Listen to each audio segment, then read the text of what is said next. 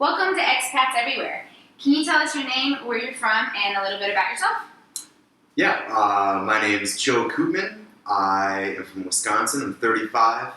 I've been a teacher for 12 years now, and this is the second country that I've taught in. What's this country? So this is Saudi Arabia right now, as you can see by my painting. Tried to make it as Saudi as possible. So yeah, pretty bizarre out here. Okay, so what's the other country that you worked in?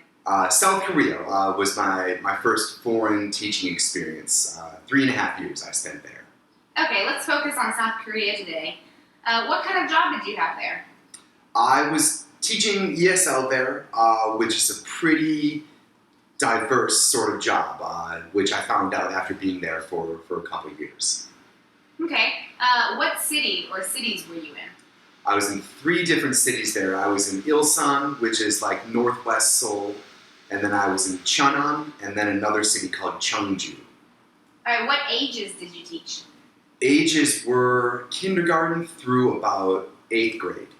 Okay, and was this a private or public school? The first 2 jobs that I had were private schools. The third one, I wouldn't say it was a public school, but it was a government program, more like English camp for middle school kids. Okay, and what was it like working in South Korea? It's fantastic. South Korea, living there was probably the best 3.5 years of my life. Compared to teaching in the States, back home, the education system likes to nickel and dime things as much as they can. It's their goal in the USA to keep it cheap but effective, which doesn't really work very well. However, in South Korea, the budget that they have for public and private education is huge. It's a $1 billion industry, so it was nice to live somewhere that puts better priorities on education. All right, great. So what does a typical day look like? In Korea, it depends. It was long days when you're working for a private school. They can pretty much work you as hard as they want to. However, at the government job, at the camp type job that I had, it was either we got to do whatever we wanted with a lot of free time and a little bit of prep, or it was just having fun with middle school kids all day. So the camp type job was definitely my favorite one and the most rewarding. All right. How much money can someone expect to earn? In Korea, what did we get? 2.5 million won per month, which comes out to about $2,300 USD. I know of people that got more than that. However, you're going to be working a lot harder if you want a job that pays a salary of $3,000 or $4,000 a month. You can probably expect pretty long hours. So I think I had the perfect happy medium in that it was a pretty good salary and a fun job at the same time. So is that enough money to live off of? In Korea, definitely, yeah. With free rent and not having to own a car, it was more than enough to live off of. I was able to pay off some debt and party and have fun at the same time, so it was perfect. All right, you said no rent, so your school provided housing for you? Oh yes, I wouldn't take any ESL job anymore that did not provide housing. All right, and you talked about partying. What kind of lifestyle did you live? Yeah, in Korea, alcohol is a big part of the culture. It was basically, if you wanted to party, you could go out every single night and do it. I was not, quite at that level, but there's always Korean people to find that are out, even just eating at restaurants or having fun, or of course your other friends, the other foreigners that are there are always looking to go out. So the social scene was second to none. All right, so if you're living this kind of lifestyle, how much money can you expect to save in a month?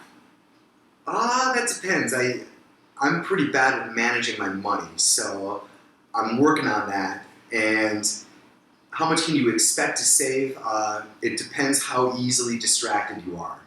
You can go in there with a goal, like I did, and expect to save a lot of money. But what happened was it was a lot more fun and a lot more social than I expected it to be. So I didn't quite save enough.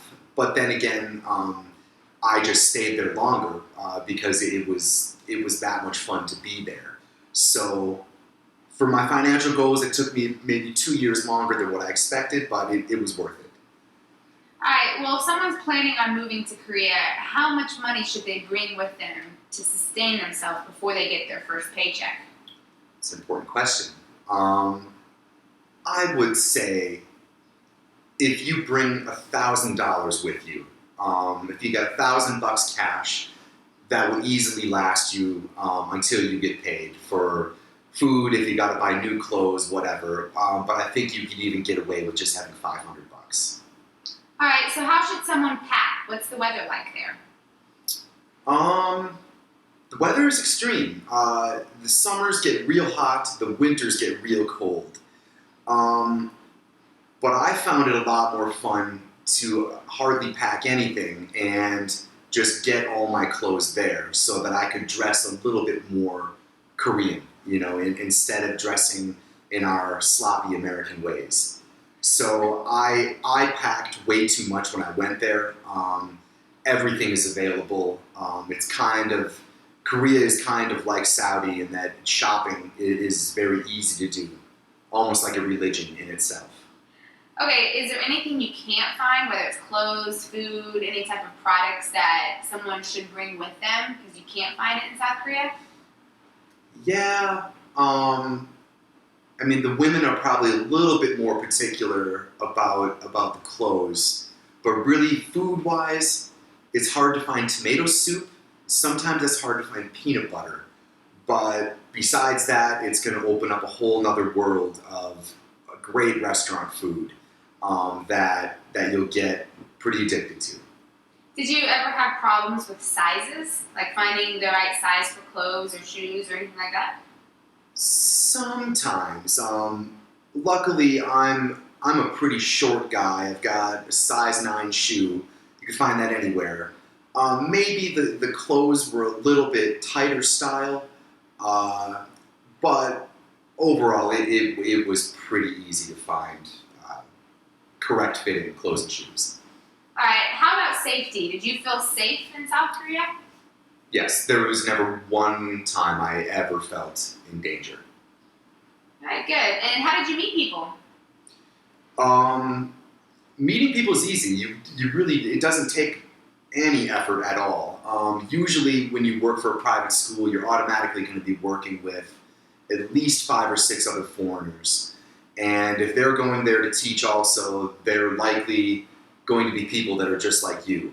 So I was really fortunate in all 3 of the positions that I had. The foreigners that I worked with were great. Tons of friends. It was really fun. What kinds of things did you do for fun? Anything and everything. I feel it's much easier in Korea to find things to do that you're interested in because the population is high and you're packed in tightly into these cities, which means you're more likely to find the stuff that you're interested in. For me, it's always been sports. I got to play hockey there, which I didn't expect, to get to play hockey.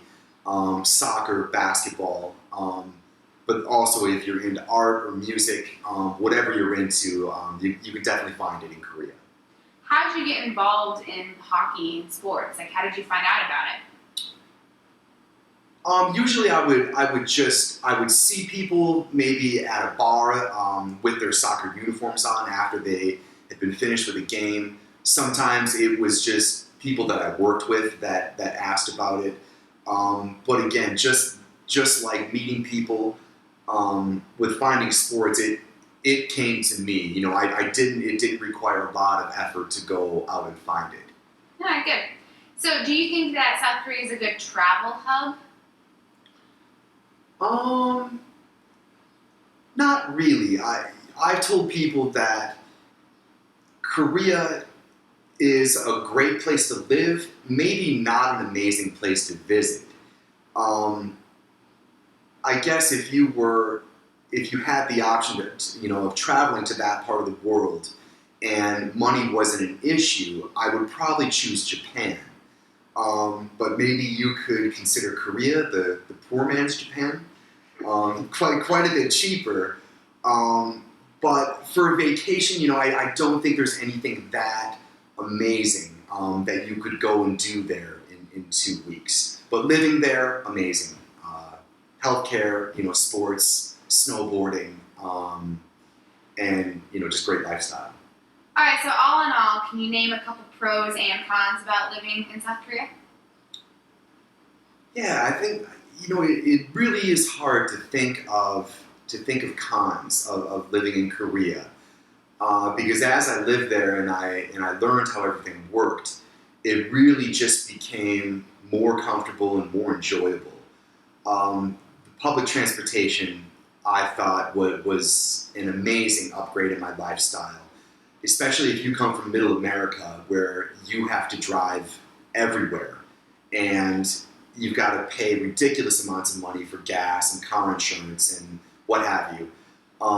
You eliminate all those costs in Korea, and you get to ride on a high-speed rail where you can drink beer and play cards for 3 hours, and you're already in another part of the country.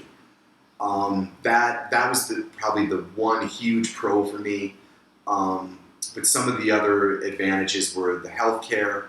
It's very accessible, very cheap compared to America. I got my eyes lasered to correct my vision. It's an easy place to stay healthy.